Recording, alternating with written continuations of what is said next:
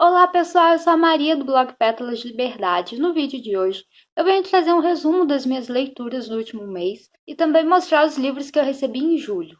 Quem já acompanha o canal deve lembrar que no mês passado eu só li 2 livros, muito menos do que eu costumo ler normalmente. Então esse mês eu tentei fazer alguma coisa diferente. Eu aproveitei uma promoção do Kindle Unlimited grátis por 30 dias para baixar vários e-books que eu queria. E a primeira leitura que eu terminei foi O Fundo é Apenas o Começo, do Neil Shusterman, da editora Valentina. É um livro que fala sobre doenças mentais, protagonizado por um adolescente, que de repente passa a se ver em dois mundos. No real, onde ele acaba mentindo para os pais, tendo uma necessidade incontrolável de caminhar por horas a fio, e em outro mundo em que ele está num navio rumo ao ponto mais baixo da Terra, e nesse navio tem um conflito entre o capitão e o papagaio, e ele precisa escolher de que lado que ele vai ficar. Não é usada a palavra propriamente dita, mas o personagem, ao que me parece, tem esquizofrenia. E o autor resolveu escrever esse livro porque o filho dele passou pela mesma situação do personagem. E o autor queria conscientizar as pessoas sobre o tema, e essa intenção do autor foi cumprida, mas é um daqueles livros onde a gente não tem certeza das coisas, onde realidade e alucinação se misturam, então pode ser um pouco confuso para alguns leitores. Já tem resenha no blog para vocês saberem mais. A segunda leitura que eu terminei foi Egomaníaco, da Vicky Elland, da editora Charme. Eu sempre vejo elogios aos livros dela. Eu gosto muito de romance, então eu peguei esse livro para ler. A protagonista é uma psicóloga que cai num golpe. Ela aluga um escritório, mas esse escritório já tinha dono, e o dono era um advogado, que vai ajudar ela a registrar a denúncia e vai acabar oferecendo para que a protagonista divida o espaço com ele, enquanto ela não consegue alugar um outro lugar para ela. A profissão dos dois é totalmente diferente. Enquanto o mocinho é um advogado especializado em casos de divórcio, trabalhando para que seus clientes tenham as separações mais vantajosas possíveis, a mocinha faz terapia de casal, acredita no poder da terapia para salvar os relacionamentos. É um romance meio clichê, mas o protagonista masculino tem algumas coisas do passado que vão surpreender, é bem interessante. Também já tem resenha no blog. Minha terceira leitura foi Jogada aos Seus Pés, da Jussara Leal.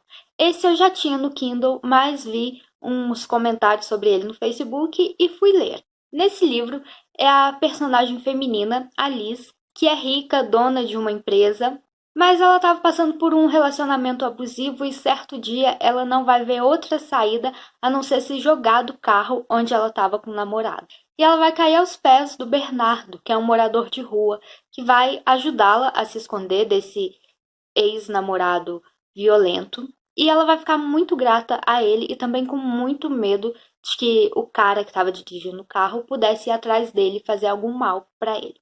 O Bernardo, se não me engano, tem 21 anos. Ele vive há uma década na rua. Na verdade, ele não vive, ele apenas sobrevivia esperando o dia em que a morte chegaria para ele poder se reencontrar com os pais que haviam falecido. Felizmente, ele tinha a proteção de um outro morador de rua, e assim ele conseguiu não ter contato com vários dos perigos da rua. E mesmo ele e Alice sendo de mundos tão diferentes, vai surgir uma atração. Mas tem essa questão de eles terem situações econômicas totalmente diferentes. E é um romance bem bacana, bem divertido, diferente do que a gente costuma ver por aí, e também já tem resenha no blog. A quarta leitura que eu terminei foi Gaian, o reinício, do Cláudio Almeida. A gente tem o território de Gaian, que é dividido em vários reinos. O Reino do Norte caiu após um ataque de lobisomens, e um dos personagens que estava lá agora tem a missão de ir para os outros reinos, buscando outros como ele, guerreiros sagrados capazes de usar magias antigas, para tentar combater essas forças do mal que querem destruir toda Gaia. É uma leitura que eu recomendo para quem curte fantasia épica. Também já tem resenha no blog, o link vai estar aí na descrição. Depois eu fui ler Bem Safado, da Lauren Blackley, da Faro Editorial. Também foi um dos livros que eu recebi nesse mês de julho, eu solicitei ele da parceria. A narração é feita pelo White, não sei se é assim que se pronuncia o nome dele, se escreve W-Y-A-T-T. Ele tem uma empresa de marcenaria e ele sabe que não dá certo misturar relacionamentos amorosos com trabalho, porque ele já teve duas experiências ruins, a última foi até recente. Felizmente, ele contratou a Nath há alguns meses e ela tem conseguido arrumar a bagunça que estava a empresa dele, tanto que eles pensam em expandir o negócio, de forma que ele vê que ela é indispensável para ele no trabalho e tem uma atração enorme entre eles. Eles resistem até uma viagem a Las Vegas, onde eles foram para ver um negócio que deu errado. Eles resolveram encher a cara e aproveitar tudo que a cidade podia oferecer. O problema é que no dia seguinte ele acordou com uma aliança no dedo e a Nath também estava com a aliança, ou seja, eles beberam tanto que se casar em Las Vegas parecia uma ótima ideia. A amizade entre eles ficou meio estranha e o White quer fazer o possível para voltar a ser como era antes, a boa relação que ele tinha com a Nath. Eles vão enfrentar um processo de anulação do casamento, mas talvez antes do fim desse processo ele perceba que precisa dar um voto de confiança para a sua colega de trabalho. Aqui vocês podem ver que eu já tenho os 3 outros livros dessa autora lançados no Brasil. Os personagens desses livros são mais ou menos do mesmo universo, se conhecem, são amigos ou parentes. Eu já tinha lido o primeiro, mas ainda não fiz resenha aqui para vocês. Peguei esse daqui porque era o que me faltava da série e foi um livro que eu amei.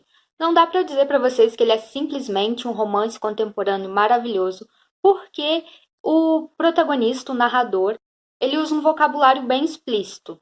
Eu sei que alguns leitores têm problema com esse vocabulário em romances hot. Esse daqui foi meu livro favorito do mês. Foi muito bom encontrar um mocinho que admira tanto a mocinha, não só pela aparência dela, mas também pelo trabalho. Ele incentiva a protagonista, reconhece o talento dela, o quanto ela é importante para ele na empresa. A mocinha também não é aquela personagem super frágil, muito pelo contrário, ela dá aulas de defesa pessoal, é uma personagem muito bacana também. E é muito bom encontrar um romance tão bacana, que não seja abusivo, ainda mais em se tratando de um romance que acontece entre pessoas que convivem no ambiente de trabalho. Voltando ao Kindle, eu li Corações Quebrados, da Sofia Silva.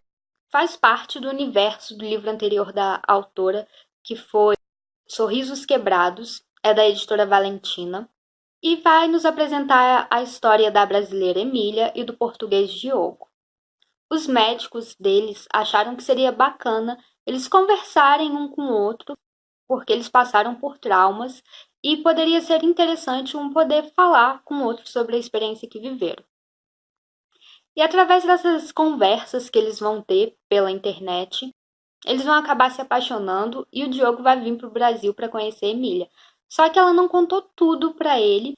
Eu achei interessante porque, tendo um personagem português, a autora pôde colocar mais do português de Portugal na narração do personagem. Também achei bacana que a gente consegue conhecer melhor a clínica que serve como cenário para os livros da série. O primeiro livro continuou sendo o meu favorito, eu gostei mais de Sorrisos Quebrados, consegui me identificar mais com o romance, com os personagens de Sorrisos Quebrados. Quase no finalzinho do mês, eu li O Homem que Odiava Machado de Assis, do José Almeida Júnior. Ele é narrado pelo Pedro Junqueira, que foi morar ainda na infância na fazenda onde morava o Machado de Assis. Eles tinham quase a mesma idade.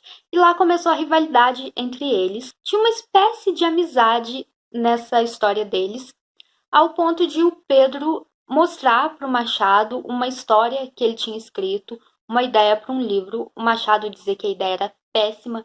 E um tempo depois, o Pedro vê a publicação de Memórias Póstumas de Brás Cubas, que é a história que ele tinha escrito e o Machado reescreveu como se fosse dele. Esse é só um dos motivos pelos quais o Pedro odiava o Machado de Assis e resolveu contar a história nesse livro. Esse é um daqueles livros onde nenhum dos personagens é perfeito, todos eles têm os seus defeitos. O autor mistura muito bem a ficção com a realidade, com os fatos históricos, com a história do nosso país. Muita coisa que está aqui eu fui pesquisar e realmente aconteceu dessa forma, tem embasamento. Também já tem resenha no blog, link aí na descrição. E ainda deu tempo de ler no Kindle Unlimited o livro Amigos para a Vida, do Andrew Norris. Acho que é assim que se pronuncia. É da editora Valentina. Ele é um infanto juvenil de leitura rápida. que vai nos apresentar o Francis, que sofria bullying na escola por gostar de costurar. E certo dia vai aparecer a Jéssica, é uma menina mais ou menos da idade dele, que está morta, perambulando por aí, e por incrível que pareça, o Francis vai conseguir ver e ouvir ela, e assim vai começar uma amizade que vai ser transformadora para a vida do Francis e de outras crianças. Esse foi o segundo livro que ganhou 5 estrelas na minha avaliação no Scoob esse mês, porque eu achei que ele falou de uma forma muito bacana sobre amizade, bullying e suicídio. E eu terminei Doce Domínio, que eu tinha começado lá no comecinho do mês, mas eu tinha parado acho que em 20% porque eu não estava suportando o mocinho. E eu resolvi ir até o final para ver o que ia acontecer e realmente o mocinho continua sendo desagradável até o final.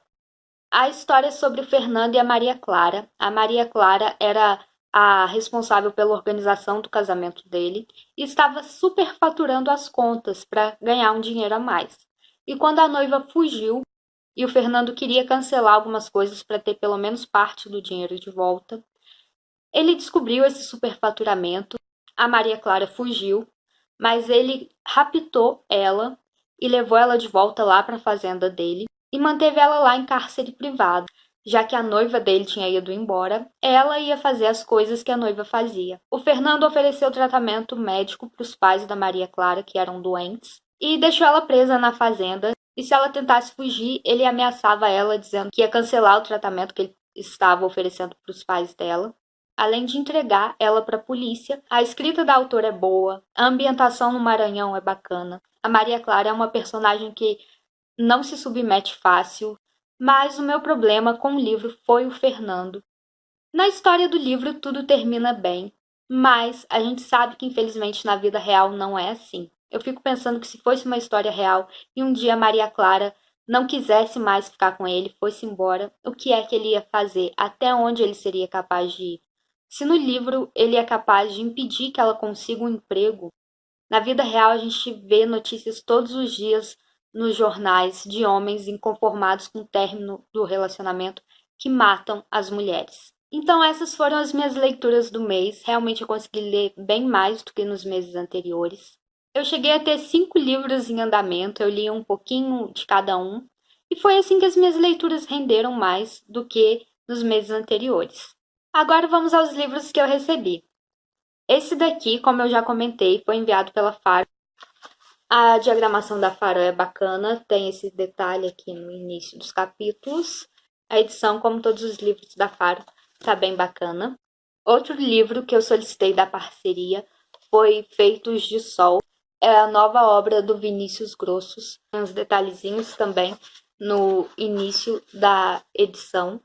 Sinopse: final da década de 90. Cícero é um nerd de 15 anos, fã de quadrinhos e que acredita que o mundo vai acabar na virada de 1999, por causa do bug do milênio, quando os computadores de todos os planetas iriam se descontrolar por não terem sido programados para entender a mudança das datas. Hoje pode parecer loucura, mas muita gente acreditou nesse risco e ele não estava sozinho. Na busca pela última edição da revista de seu herói favorito, ele conhece Vicente, um garoto de família religiosa com quem ele logo se identifica. Vicente também acredita no fim do mundo, mas por outro motivo: o apocalipse. Com suas diferenças, crenças e afinidades, Cícero e Vicente vão juntos desbravar um mundo além do que conheciam e, no caminho, descobrir mais sobre si mesmos. Dois jovens com histórias de vida cheias de adversidade e reviravoltas numa época em que tudo era ainda mais complicado. É quando aparece, sem avisar, o amor. Estou muito animada para fazer essa leitura. 9 Desconhecidos, da Liane Moriarty, foi enviado pela Intrínseca para uma leitura coletiva que eu estou fazendo junto com outros blogs. Fazia um tempão que eu queria ler algo da autora. A história é sobre 9 pessoas que vão para um spa e parece que esse spa tem umas regras meio estranhas, vai acontecer algumas coisas lá que vai aproximar esses 9 desconhecidos. Eu já comecei a leitura, eu estou mais ou menos na página 100, estou gostando bastante dos personagens e da escrita da autora.